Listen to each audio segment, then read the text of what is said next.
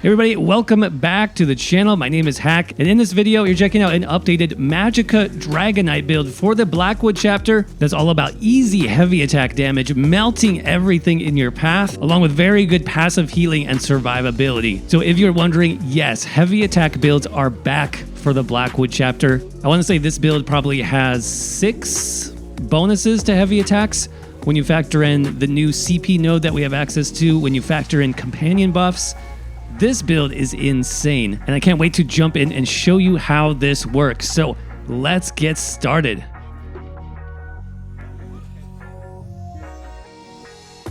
All right, everybody, we are back on the Magicka Dragonknight with an updated build for the Blackwood chapter. A very strong solo heavy attack build. Lots of fun to play, super simple and easy. So let's go ahead and jump into it with the buff stats on the setup and see what those look like. So checking out about 34,000 max Magicka, about 24,000 max health, and 14,000 max stamina. 1,000 Magicka recovery. Of course, that doesn't matter since we're a heavy attack focus build. Spell damage is not bad, 4,200. That will go up with a back bar enchant. And then your resistances on the Dragonknight do go up with that armor buff. So about 23,000 spell resistance and 15,000 physical resistance. Of course, you're going to want all of your points, 64 points into max Magicka. In terms of the food, I think you have a couple options. Either the blue food, so max health and max Magicka if you're doing more easy content. If you need more, if you need to roll dodge or block, then I would recommend the purple tri-stat food, all 3 max stats. Thief Mundus, just to maximize that crit chance. And then we'll talk about some of the other passive buffs that we have on this setup in just a minute. And then in terms of your race options, High Elf is what I've chosen for this setup. Really good choice because you get the extra sustain, either Magicka or Stamina, whichever is lowest. You also reduce your damage taken when you're channeling an ability. This also includes heavy attacks, by the way, so this is a good option for this heavy attack focus build. You also get the max Magicka and the spell damage. So High Elf is a really good way to go to maximize your damage. Khajiit, I would say, is another good option if you want to focus more on the crit damage side of the build. You can even do Dark Elf for a good overall mix of max stats. So there's really plenty of good options. As long as you have some of those Magicka focused stats, I'd say you're pretty good to go. So that covers the basic setup. Let's talk about the gear next. Starting with the first 5-piece set, we wanted something to focus on heavy attacks, of course, on the Dragonknight. So Noble Duelist is a very good set for that. It comes from the Blessed Crucible dungeon. You can see this buffs your light and heavy attack damage. As long as you're in melee range, which on the solo build you pretty much will be the majority of the time, 1,800 extra bonus damage to your light and heavy attacks is very strong. Plus, I like the extra spell damage. Stam recovery isn't ideal, but it's actually not too bad if you need to roll dodge or block a lot, like I talked about earlier. And it's a very easy buff to sustain. So Noble Duelist, again, dungeon set, light armor set from the Blessed Crucible, is going to be very strong again this patch. You can just run this 5 pieces on the body if you want. You can go full light armor. So we've got the Noble Duelist chest, waist, hands, legs, and feet. Of course, divines to maximize that Mundus stone, and then max Magicka on everything. That's what I'd recommend for the first 5-piece set. Second 5-piece set, we want another heavy attack focused set. And so Infallible Mage, which you can get from Craglorn Trials, is going to be very good for this type of build as well. You can see the stats here: spell critical, minor slayer, spell damage more critical, and 900 bonus heavy attack damage. Not only that, we also apply minor vulnerability for 10 seconds, so that causes the target to take even more damage. So when you consider the minor vulnerability, the minor slayer, the extra heavy attack damage, this is just an ideal heavy attack set.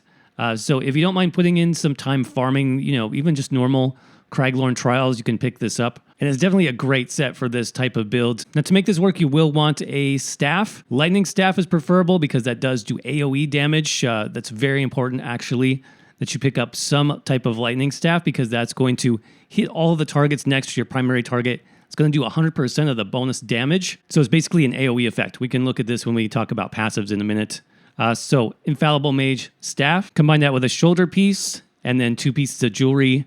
So neck and the ring in this case. That'll bring you up to 5 pieces because remember, staff counts for 2. In terms of your jewelry pieces, yes, you'll want spell damage on these. You'll want Bloodthirsty as a trait. That's going to be really nice when enemies get into that execute range, making all of your abilities do more damage. And then in terms of the staff, I would recommend Precise, just for the extra crit chance. The extra 7% there is actually quite strong. Now, to make this build super easy, I would recommend a mythic item as well. That's going to be the Ring of the Pale Order. You can see in the Blackwood chapter, this no longer has a cap. It now is back to restoring a percentage. So 20% of the damage you deal is restored to you as health. That value does decrease a little bit if you have allies in your group, but still, this ends up being a lot of healing. And again, it's no longer capped. So the more damage you do, the more buffs we have to our heavy attack, the more healing we're actually getting back on the heavy attack, which is quite strong. You can enchant this with spell damage, again, if you would like. And then Bloodthirsty is the trait that it comes in anyways, which is what I would recommend. So in terms of this build sustaining in solo instances, this is the way to go. The extra healing is amazing. Now, if you don't have it yet, that's fine. I'd recommend working towards it, but I'll show you some heals that you can put on your bar just to make up for it, just in case. And then finally, you will have one extra slot available for something like a one-piece monster set. I'd recommend Domihos for that. You get the extra max stamina, you get the extra max magicka, so that's kind of the most stat-dense one-piece monster set you can get, so I'd definitely recommend picking that up. Of course, light on this if you can get it. That way we have 7 pieces of light, light on all of our body pieces, and then again, divines and max magicka for the enchant. Now, in terms of the back bar staff, this is going to be an important piece of the build as well. If you really want to maximize your heavy attack damage, you need a Maelstrom staff. Now, I have the Maelstrom Inferno staff. It actually doesn't have to be Inferno necessarily. It could be any Maelstrom Destruction staff because they all give you the same buff, the Crushing Wall buff. This makes your heavy attacks deal additional damage. So you can see we're stacking this multiple different ways. All of our sets pretty much have a heavy attack buff. And of course, as the Dragonknight, we have heavy attack buffs as well. We're even going to get a buff from the Companion this patch. So yeah, just stacking as many sources of heavy attack damage as possible. Of course, Infuse will be ideal with the spell damage enchant. That's going to get your spell damage close to 5,000, I would say, once you're fully buffed on this build. Now, a couple of interesting sets that you could substitute. If you like this heavy attack playstyle, but you don't necessarily have the trial set yet, you could do something very simple like Spider Cultist. This actually buffs your Destruction Staff abilities, which does count the Destruction Staff heavy attack. So you'll get a 600 spell damage bonus to that heavy attack with Spider Cultist. There's another great dungeon set called Undaunted Unweaver. This comes from the Blackheart Haven dungeon, I believe, and you get a very similar bonus, but you do need to use a stamina ability. So something like Trap Beast would be a great option to proc that. So you don't necessarily need the sets that I've shown you. There's plenty of extra sets in the game that do similar type of buffs. So whatever you can get your hands on will work for this build. And by the way, this build works on other classes as well, not just Dragonknight. Dragonknight is definitely the best because they have a specific buff for heavy attacks. But other classes like, let's say, Nightblade, Warden, those classes actually get healing back for doing heavy attacks. So those will be a great option for this build as well. But that's going to cover the basic sets. So let's jump into skills next on the Dragonknight front bar. That's going to be our lightning staff, starting with Burning Embers. Now, a lot of these are just extra damage. You honestly don't need a lot of this stuff. But if you want to do as much damage as possible, do the most difficult content possible, then you'll need some of these extra damaging abilities. So Burning Embers is a great skill. It comes from the Ardent Flame skill line's second ability here. You can see it's a very powerful dot. It also heals you for a big burst heal every time you reapply the damage over time. So great skill. I do recommend this one. We're going to follow that up with Engulfing Flames, which is the third ability from Ardent Flame. This is another great damage over time, though it is AoE, so you're going to affect multiple targets. And it also makes your targets take 10% additional damage from flame damage. So we have lots of different flame damage skills on this setup. It's going to be a great overall damage source and debuff. Next up is Dampen Magic. Now, I would recommend this if you're trying to do any of the arenas, like let's say Maelstrom or Vatistrand Hollows. Having this extra damage shield on the front bar is very nice just to protect yourself. Like let's say you need to bar swap. You're not necessarily heavy attacking when you're bar swapping, so you're not getting as much health back. Having this available is a great option in some very difficult fights. You can see about 11k damage shield there for 6 seconds. Very strong option from the Light Armor skill line. Then we've got Inner Light, just more passive damage really, passive max magicka. 5% extra max magicka for this ability, plus you get Major Prophecy, so you can add another ability on your back bar. That'll let you use basic, trash potions so you don't have to use the more expensive ones. Now, the final normal ability on the front bar is flexible. There's many good skills you can run here. I'm using basically a burst heal, so coagulating blood. This gives you a very solid heal, plus it heals you for more based on your missing health, so this can actually heal you almost to full health. If your health is very low, you also get increased health recovery, which can be nice. So a burst heal is good, especially for more difficult content. Now, if you're breezing through stuff, if you want to just smash the trash as quickly as possible, I would recommend another interesting skill, actually from the Fighters Guild skill line called Camouflage Hunter. What this does is it gives you a passive buff when you hit an enemy either from behind or the side. That is Minor Berserk, so that's 5% bonus damage done. That's a really nice buff that you can get passively, just if you angle yourself at the right angle to hit an enemy, like we talked about. You also get some passive ultimate generation from this, from the Banish the Wicked passive.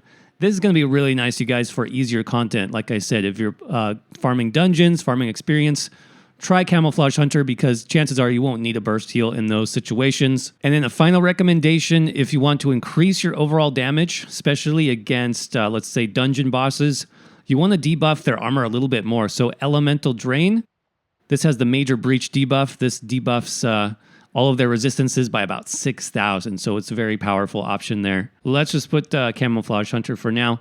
And then the ultimate, I would actually recommend Temporal Guard from the Psijic Order. That's because you get minor protection passively while slotted. You also get a very nice damage shield for free when you block on your front bar, having that Psijic Order ability slotted. That's a great option for solo play, you guys, because chances are you're going to be blocking a heavy attack that's about to smash into you anyways. That's going to make that attack do less damage overall. So great option if you have access to it. Again, you need the Psijic Order skill line from the Somerset chapter. If not, if you don't have that, any of the Dragon Knight ultimates are actually very good.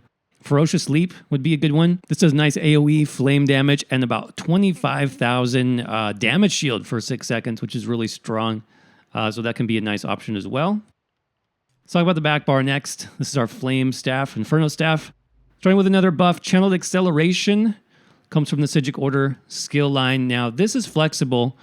I like this because it has a long duration, right? 36 seconds is one of the longest buffs you can get in ESO. It's really good. Plus, you get some extra movement speed, which is nice on the Dragon Knight. So that's a really good option if you have, again, the Psijic Order skill line. If not, you can actually use Barbed Trap in place of this. This will be really good if you don't have the Infallible Mage set. You can run something like Undaunted Unweaver, and then you can use Barbed Trap to proc it because it costs stamina. This gives you the same buff, Minor Force, and that's the main thing we want. So either way, it's up to you, whatever you have access to. Next, Flames of Oblivion. Great skill. Comes again from the Ardent Flame skill line. It's our last ability here. Now, I like that this does additional damage. It's very cheap to cast. It has a long duration, 15 seconds. Now, you may consider the other morph of this called Cauterize, which actually heals you or your companion for about 5,000 or 6,000 health, I think, as well. So depending on your build, depending on your companion, if you're using companions or not, you may want to swap this for the healing morph. Speaking of damage, our next ability, Destruction Staff. Elemental Blockade. It's going to be Blockade of Fire since we're using a Flame Staff. Critical to this build because we're using the Maelstrom Staff, right? So this is going to buff our heavy attack damage by a lot. And then this also very consistently procs your spell damage enchant on the back bar. So you're getting 2 major buffs from having Blockade hit the enemy that you're fighting. So this is critical that you maintain this. It's a 14-second duration, so make sure it's up at all times. And then speaking of heavy attack damage, the most powerful heavy attack buff in the game belongs to the Dragonknight class, and that's called Molten Armaments. That's why Dragonites do so well with builds like this. Not only does this buff your spell damage, so again, you don't need expensive spell power potions on this build, just a basic, trash Magicka potion, tri-stat potions, whatever, it's totally fine. But look at this. Your damage done with heavy attacks is increased by 50%. This is huge, you guys. With all the buffs that we have available to heavy attacks on the Dragonknight, including companions this patch, which we'll talk about in a second. Yeah, the damage is just unreal on this build. It's really powerful. So make sure you keep this up all the time. It has a great duration, 36 seconds. So you should be pretty good on that one. And then finally, our armor buff, volatile armor, comes from Draconic Power. That's the first ability there. 6,000 armor for 20 seconds. It's a good deal. Plus, you get an extra damage over time. Plus some bonus magic damage against enemies. That's a great ability. Our main ultimate that we're going to use is Standard of Might. This comes from the Ardent Flame skill line. This is great because it buffs our damage. You can see standing in the area increases your damage done and reduces your damage taken by 15%. So this is a really good solo ultimate to use. Has a nice duration too, 16 seconds. So yeah, I'm going to use this basically every time that it's up. It does really good damage too. So I do recommend that as your main ultimate. So there we go. That is the skill setup. Let's go ahead and just try this out, see how it works. So I've got a world boss over here. Now in terms of buffs, again, Channeled Acceleration has the longest duration, and then Molten Armaments, and then Armor. Make sure your potion is up. Your two back bar dots, essentially, so Flames of Ambition and Wall of Elements, you'll want to keep those up. Bar swap, and then do your two front bar dots, and then heavy attack. That's it. All of your buffs are up, all of your dots are up. You can throw in 3 to 4 heavy attacks, bar swap back, and then rebuff this and your armor. Front bar, go ahead and redo those dots, and then it's just heavy attacks again. Again, 2 or 3 of those. At this point, you need to rebuff some things on the back bar. So there's Channel Acceleration, Molten Armaments. I'll go ahead and rebuff my armor too. If your ultimate's ready, go ahead and use that. Make sure we got those front bar dots. So now we got massive damage from our ultimate. I'm just going to spam that heavy attack. Let me get 4 or so of these out. Probably need to do my back bar buffs one more time. I won't bother with the armor because he's dead. There we go. Easy mode. All right, so let's quickly go over the passives. What do you need to make this work on the Dragonknight? Well, Ardent Flame, honestly, you can save some points here if you want. We're not worried about sustain from combustion because those heavy attacks give us full Magicka back, so we're not worried about that. We're not worried about the snare from warmth. Searing Heat is probably the best one from the skill line because that does increase all of your dot damage, both from your ultimate and your front bar dots, so make sure you put 2 points into here. Rolled in Ruin is good again as well because that is going to buff our AoE dots. In Draconic Power, Iron Skin is good, increase your block mitigation. Burning Heart, you get extra healing received. That's going to actually stack with the Pale Order Ring, so this is important to get as well. Also make sure you maintain that armor buff. Elder Dragon, why not? This is probably worth it for the extra melee range. And then Scaled Armor, extra resistances is always good. So yes, I would pick up all of those. Earthen Heart is good as well. This increases the duration of that Molten Armaments ability. So 2 points there is worth it. Battle Roar, we saw that on the boss fight just now. When you use your standard, you're going to get basically full resources back. So remember that. You can even use that as a burst heal if you need it. Mountain's Blessing does give us some ultimate back, which is pretty good. And then Helping Hands, the extra stamina when you cast Molten Armaments is fine as well. Now, in terms of your weapon passives, Destruction Staff, yes, you will want all of these for sure. And then, yes, all of your light armor passives are very important on this setup. Now, we did talk a little bit about Psijic Order, specifically that damage shield that you get with blocking when you have those abilities slotted. It's called Concentrated Barrier. So I would recommend maxing that out. 2 points there gives you a free 5,000 damage shield, which could be pretty nice. PvP is not necessary. Definitely get your racial skills and definitely alchemy. Medicinal use for the extra potion duration. That can be useful as well. Now let's jump into champion points. I will have some different version of this on the written guide. So 300, 600, 900, and 1200 CP I have in written form. Check out the link below if you need help setting up your CP for this build. But here's kind of the ideal. So around like 1200 champion points. I always start in the green tree with Steed's Blessing. So 20% movement speed for 50 points is a good deal. I would recommend that for all builds. And then I usually come over to Gilded Fingers. 10% increased gold is always good. Fortune's Favor and Wanderer. I'll just put the first stage here because it allows me to get to better stars. Breakfall is actually a good one. Forgot to put this one in. 50 points here reduces your fall damage. I do really like Steadfast Enchantment. This is one of my favorite ones in this tree, actually, because this allows all my weapon enchants to last a lot longer. So I do like that one. Treasure Hunter is good also, though. Better quality of items in treasure chests is nice. Rationer for the extra food duration, and then Liquid Efficiency. Probably not worth it on this build since you already have the buffs that you need, so you could save some points there if you're not maxed out yet. In terms of the blue tree, this is where things get interesting, and a build like this wasn't really possible until the Blackwood chapter, you guys, and I'll show you why in a second. So we always start in Precision. 20 points here gives us extra crit chance, which is good. Now, in Extended Might, they added a new slotted star for the Blackwood chapter, and that is the old Weapon Experts CP star. This was in CP 1.0. It wasn't in the 2.0 system until now, and this increases your light and heavy attack damage by up to 15%. Okay, so that's going to stack with everything else that we have. Being a Dragonknight, all of our sets, you'll definitely want to pick this up if you have a heavy attack focused build. So only 50 points for this first slotted star. I would recommend you do that for sure. You can also get Flawless Ritual and War Mage while you're here. Once you put some points here, it does unlock these slotted stars in the hand. The only one I really recommend is Thaumaturge. You saw in the skills that we have multiple damage over time effects, and actually the lightning staff, the damage ticks for the staff itself also count as damage over time. So you're actually buffing your heavy attack by an additional 10% for slotting Thaumaturge. So I do recommend that as well. The other two slotted stars are kind of up to you.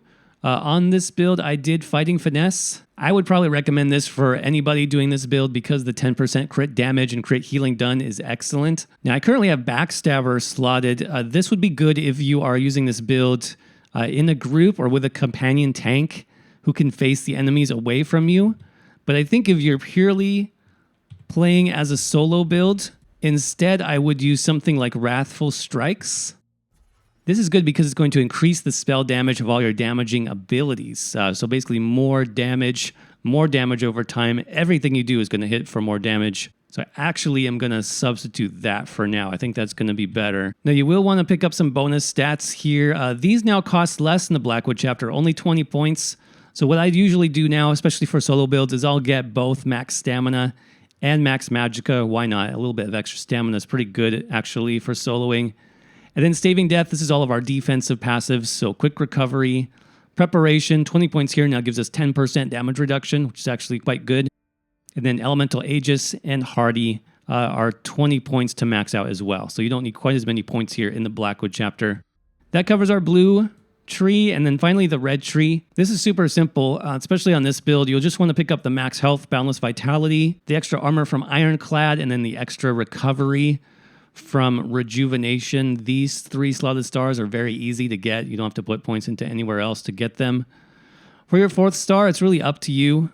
So you would start down here, Sprinter, pick up Hasty, Hero's Vigor, and then if you're doing a lot of like trash pulls and dungeon grinding, Siphoning Spells is going to be really good, 1500 magicka back per kill. If you're doing more difficult content, let's say solo bosses, veteran bosses, then I would probably use Bastion instead to increase the size of my damage shield. That's another good option there as well. And then if you have more points beyond that, just some of these passive bonuses, Tumbling, Defiance, and then over here I would pick up Tireless Guardian and Fortification. So again, if you have any questions about this, check out the written guide. I will have 300, 600, 900, and 1200 CP setups there. So definitely check those out. Next up, I want to talk very quickly about the companion that I'm using on this setup for the Blackwood chapter, and that is going to be Bastion. And the main reason why we want to use Bastion on the setup, if you want to maximize your heavy attack damage, is he does have a specific buff for heavy attacks that also stacks with Molten Armaments. So in terms of his gear, I went with medium armor. That seems to be the best just for keeping companions alive, especially at melee range. I'm going to use Dual Wield. As far as the traits, Quickened on everything. And for his abilities, we're going to start with Razor Cloak. That's the Dual Wield ability for companions that gives them 20% damage reduction while they have that active. Searing Weapons is the buff that we talked about, 15% bonus damage to heavy attacks. We're going to actually combine that with another one of Bastion's abilities called Fiery Flail. This procs off balance on the target. This is going to be great for bosses. setting them off balance makes them take more damage from heavy attacks, which is going to synergize really nice on this setup. And then for emergencies, I put on Kindle. That's a great heal, either for Bastion or myself. And then the Vanish ability from the medium armor skill line. This actually got buffed in the end of the PTS cycle. This now allows the companion to heal to full. So some great options with Bastion, especially that Searing Strike ability. I played him as a melee using dual wield because I wanted that off-balance ability. If you want to play it a little bit safer, you could also give him a restoration staff or a bow from range, and you shouldn't have any trouble staying alive with that setup. Last but not least, let's talk about the outfit style. If you're curious what styles are on this build, it's a mixture of light armor styles. It's going to be the Fanged Worm chest, and then most of the other body pieces, like the shoulders, those are going to be the Elder Argonian style. And the staff is different too, actually. That's going to be Abner Tharn's style from the anniversary event.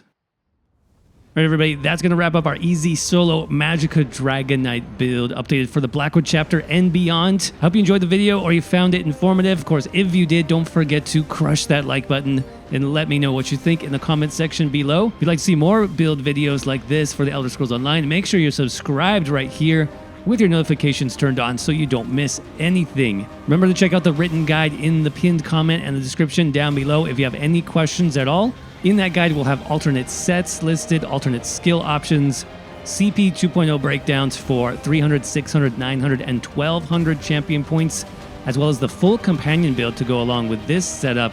So I definitely recommend you check that out when you get a chance. That being said, thank you all so much for watching. I hope you're doing well. Stay safe out there, and I will see you around in the next video.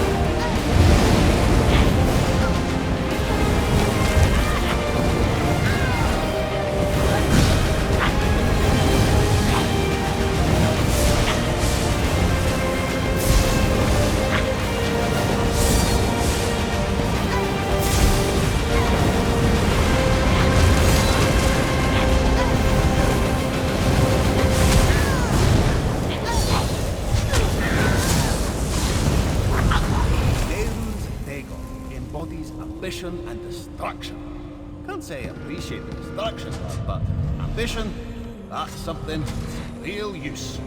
Speaking of ambition, time to get moving to the rest of the lines.